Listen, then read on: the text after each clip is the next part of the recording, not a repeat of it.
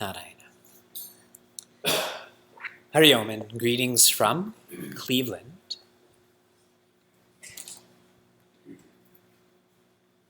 Kala Mattebha Simha.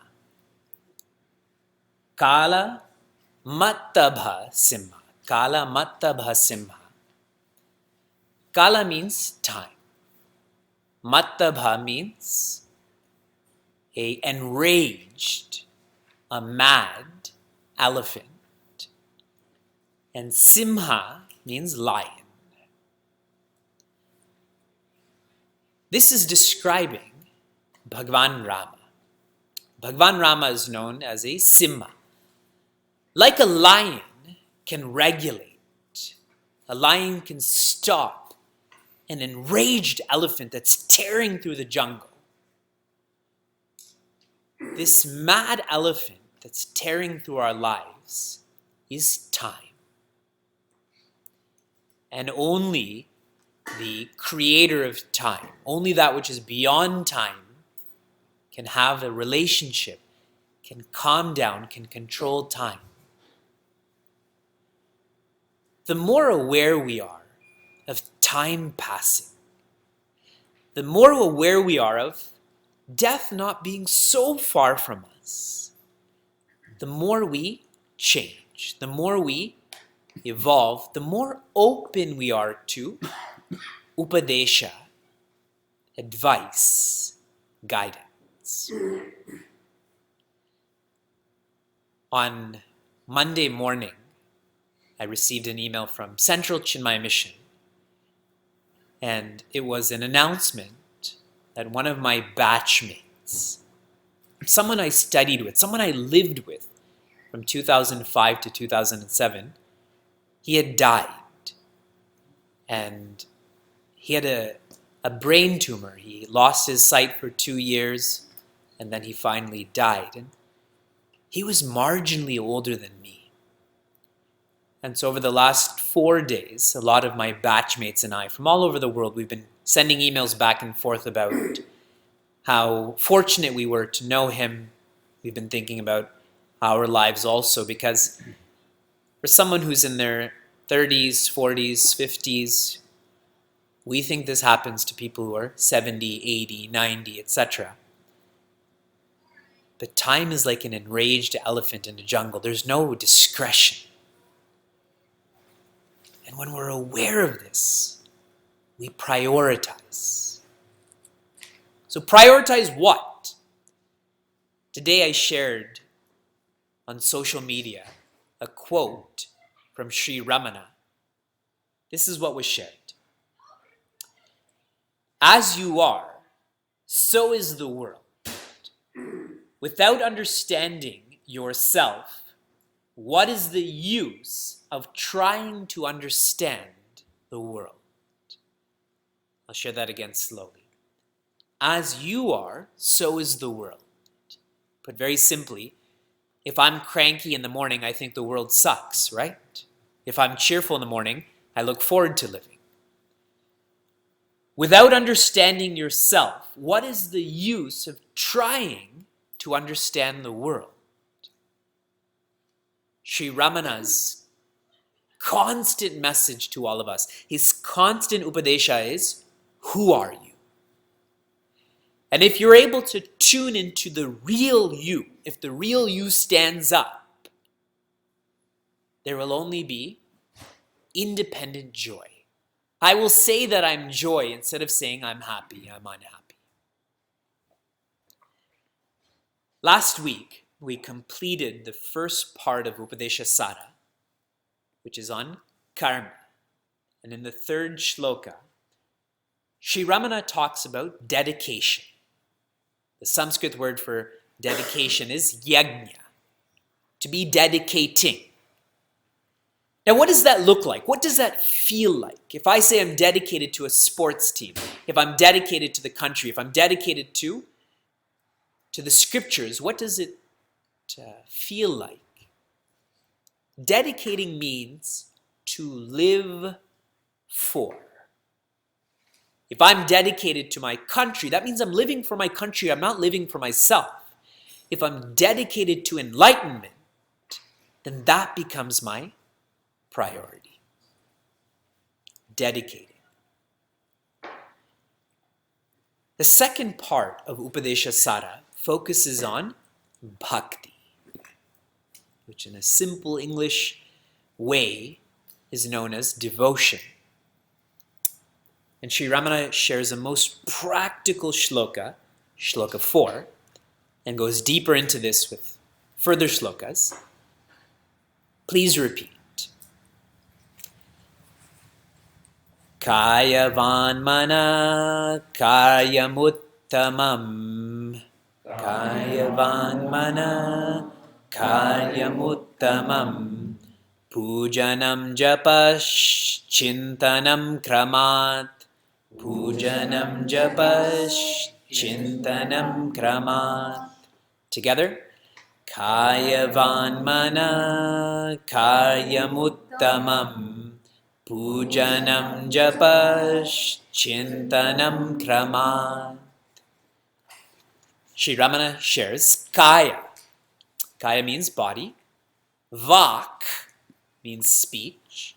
And manaha means mind. With these three words, he's actually describing what these equipments do. The kaya, or body, that involves actions, words, and thoughts. At the body level, there's actions, and actually those actions are sourced from our words, and our words are sourced from our thoughts. Actions, words, and thoughts. And then vak. In other words, we let go of the body. So this requires just our words, and words are sourced from our thoughts. So vak is just words and thoughts, no actions. And manaha, the mind is that equipment where there's no words, there's only thoughts. So he's sharing here subtler, more powerful equipments. The body is the grossest, then the speech, then the mind.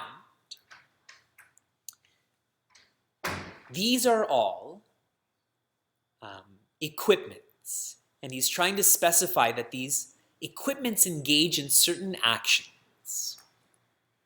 So actions, they come from equipments, and actions and equipments that are directed, they lead to devotion. This is the introduction into Bhakti Yoga. Bhakti means devotion. When our actions, which are an expression of the equipments, when they're directed, then there can be devotion. Now think, where are your actions and words and thoughts going right now? They tend to be outside.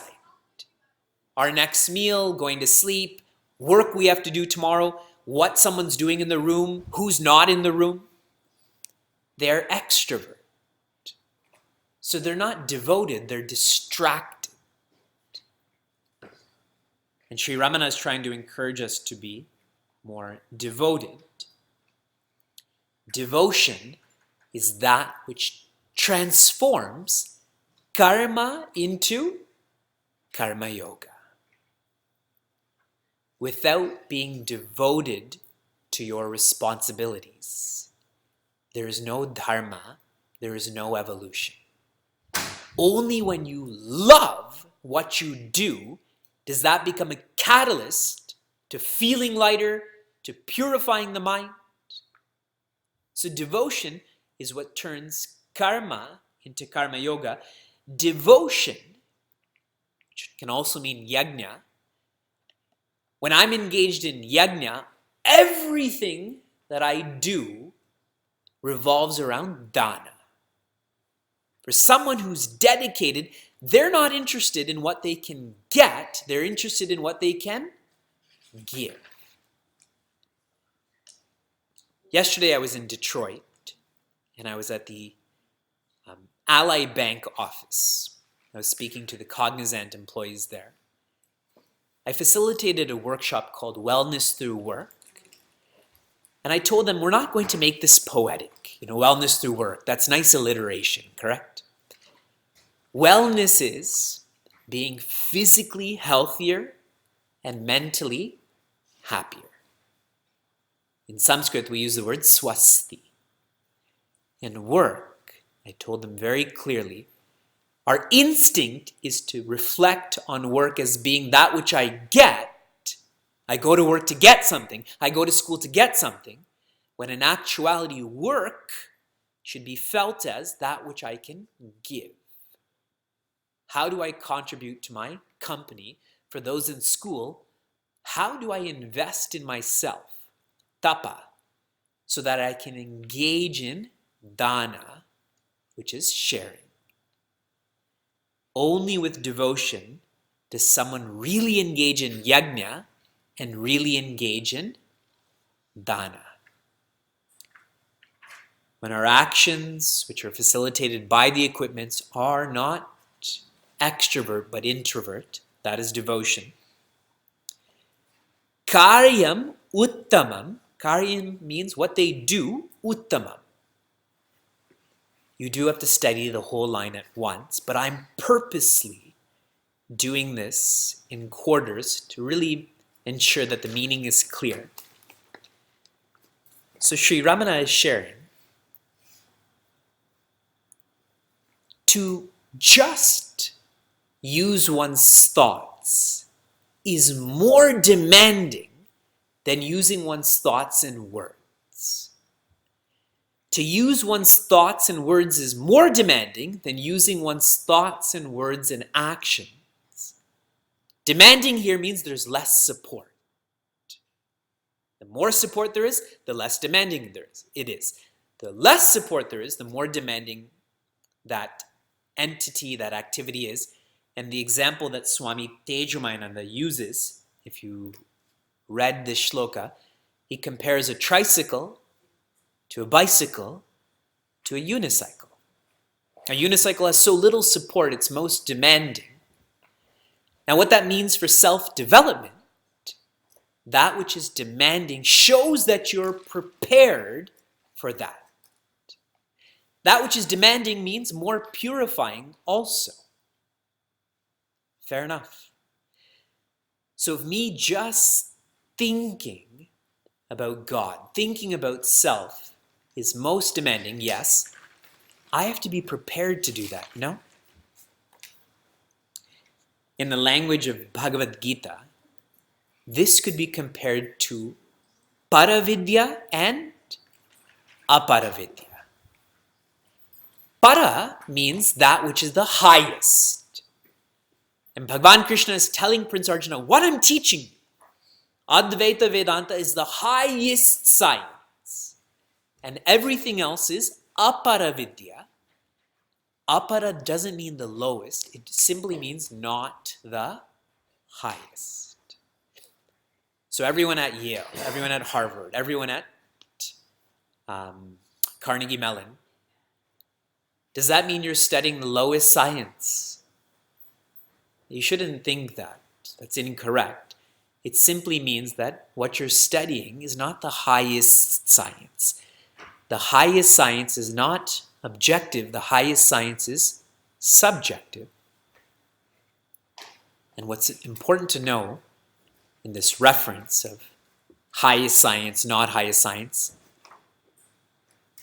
para and apara vidya, these are means, and this is not the goal. Vivek using his actions, words, and thoughts, or Vivek just using his words and thoughts, or Vivek just using his thoughts. These are all means. This is not the ends. These are all sadhanas. This is the path. This is not the sadhya, but the destination. How many of you practice yogasanas? By show of hands.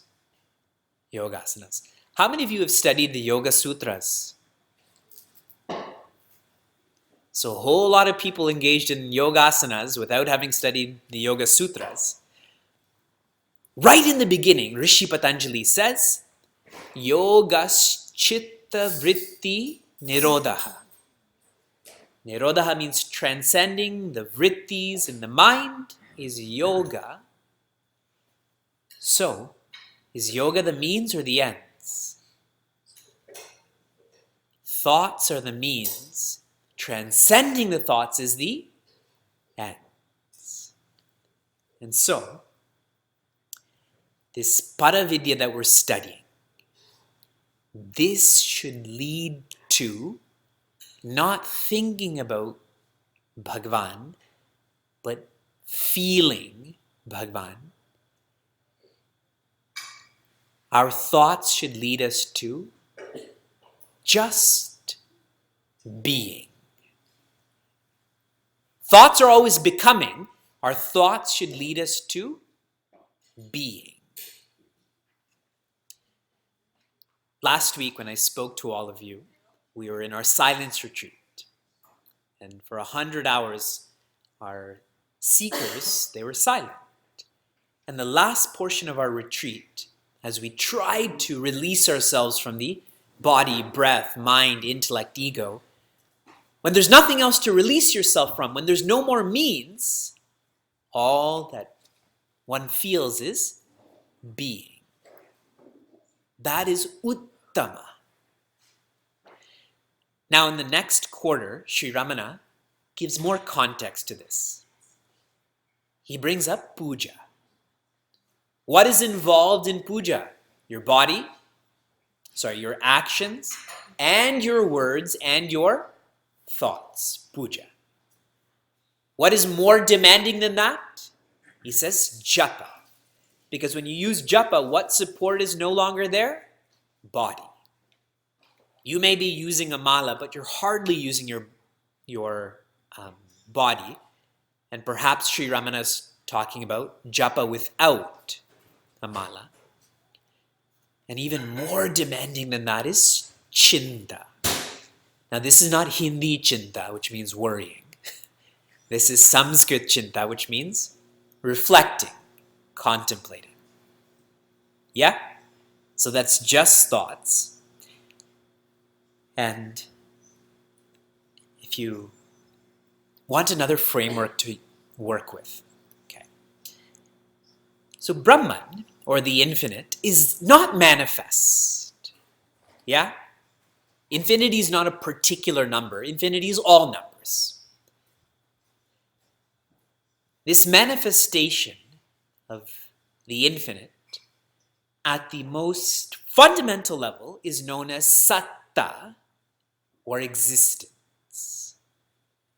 This existence or satta manifests more as nama, or name, and manifests even more as rupa, or form. Yeah? So now tell me, when you engage in puja, where is the focus? Rupa. You take that support away. Now you're engaged in japa. What is the focus? Nama. Now you take more support away and you're engaged in chinta, contemplation. This contemplation is not on a form. It is not on a name. It is only on existence. There is more and more of an internalization, because when I think of a form, when I see Bhagwan Shiva, every night I read to Vyasa, and what's lovely about reading to Vyasa is I read the same book to him, and he loves it. And it's only like 8 pages, and maybe 50 words in total, but it's so captivating to him. And what's really special about this is as I'm reading and I'm pointing out different things, this is a lasso, this is Ganesh, etc. When he's satisfied with that, he'll just go, wah! And then that means change the page. Like he doesn't say change the page, he just makes this cute squeak. And then I know that means I should change the page. The last page says, and the book is called Padmini is Powerful. And the last page says, Padmini is powerful. And then there's a mirror there and it says, and so are you. And then I show, Vyasa, you're powerful. And then I show myself too to make myself feel good. Make myself feel good also. But what's so cool about this book is they externalize and finally they're bringing it to Ganesh is not outside, Ganesh is inside. So Puja Japa Chinta is actually taking us from the infinite's form to the infinite's name to the infinite's presence. This is to be practiced serially, not in parallel. Only when we are prepared to let go of that support of using our body are we to establish ourselves in just our words and thoughts and just thoughts then. Many of you are in the meditation in life course, which I'm quite happy about because there's a synergy that comes from studying in multiple courses. And a main focus of our Tuesday discourse was sensitivity. For me to know what my strengths are, for me to know what my weaknesses are, and then to grow from there. When someone is insensitive, as Sri Ramana says, kramat, that puja is the lowest, then japa is higher, and then contemplation or chinta is the highest, my instinct is I should be engaged in chinta, correct? I'm evolved. I know more than the next person. That person's a pujari. I'm a yogi. I know asana, so I call myself a yogi. That insensitivity will be our detriment because we're trying to engage in a practice that has no meaning to us. It's like reading a very complex book in a language you don't know. It's better to read a book that you can appreciate and go into the more complex book. To be practiced serially. A suggestion for everyone here, some Upadesha on this Upadesha. Every one of us should have a sthana. Sthana in English means altar. An altar helps us to engage in puja. Every one of us should have a mala. A mala is a rosary. That is to help us with our japa. Every one of us should have a asana. Asana means mat. That is to help us with our chinta. Altar, mala, asana. So that we can practice this. Your altar, your rosary, and your mat should be yours. One shouldn't share their altar unless it's a communal worship area like in a home. Your mala should be your mala. I have a mala that I wear. I don't even let Vyasa touch it. I've given him his own mala to put in his mouth. And the same goes with asanas. For all of those who have been on inspiration yatras with me to Bharat, every yatri is given their own asana. Okay? People travel with deodorant, people travel with their laptop. This is what you should travel with. Deodorant, a laptop, and olive. And all of this. Kramat is like the word uttamam. There's showing an order of subtlety, an order of pervasiveness. Summarizing this first shloka about devotion. Have you ever been in love? You never thought you'd hear that on Thursday Vedanta class about in love. How many of you have been and I'll carry this over to are, and for the sake of positivity, I'll even say will be. But let's ignore that for now. How many of you have been or are in love? So the couples that are in the class, please put your hand up for your own well-being. With practical advice. You know, when you're in love, you're so, and so is a poor descriptive word, one is comprehensively engaged. Yeah? When you're in love, when you go shopping, you're always thinking about, I should buy this for this person. When you're in love and you go somewhere, you're going for a jog and you see a place in the park, I should come over here for a walk with the person I'm in love with. Even now you hear me. My examples have shifted from Sheila to Vyasa. That's not a been in love, that's an in love, but now I'm in love in another way also. Yes? So even though I'm speaking about Vedanta, I'm relating it to my own sadhanas. You're ever engaged when you're in love. Sri Ramana is trying to point out to us, our love is that which is never lasting. Even the names I mentioned, Sheila and Vyasa, all of our relationships started when we were born, or others were born, correct? Your love with your sibling started when they were born. Before they were born, did you have a relationship with your sibling? Now we know that which is born is going to die. So I began sharing my own batchmate. I used to teach him English because he wanted to learn English, so we used to read together simple books during the day. He's not alive anymore. Birth has facilitated our relationships, and any careful thinker, anything that's based on birth cannot last forever, though we do want love to last forever, right?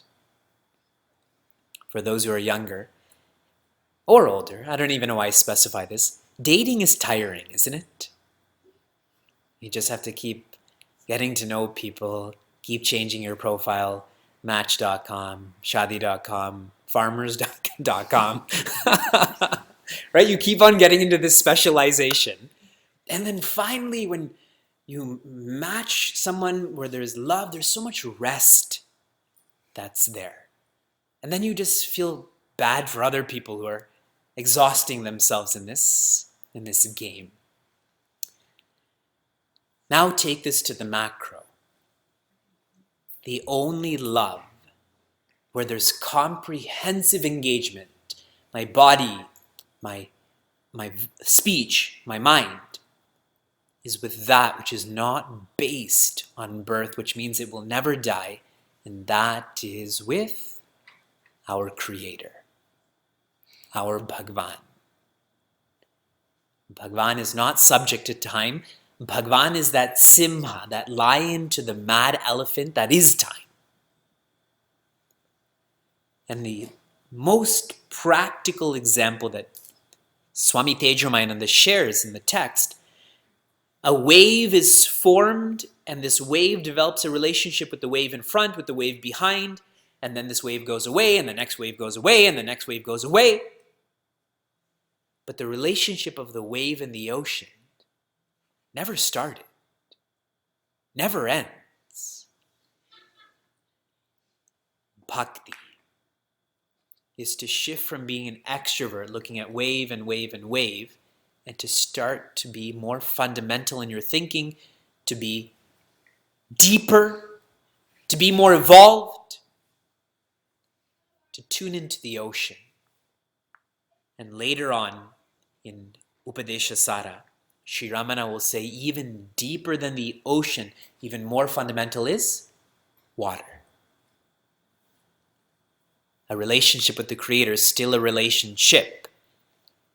And beyond that is that satta, is that existence, is that infinity. Oh.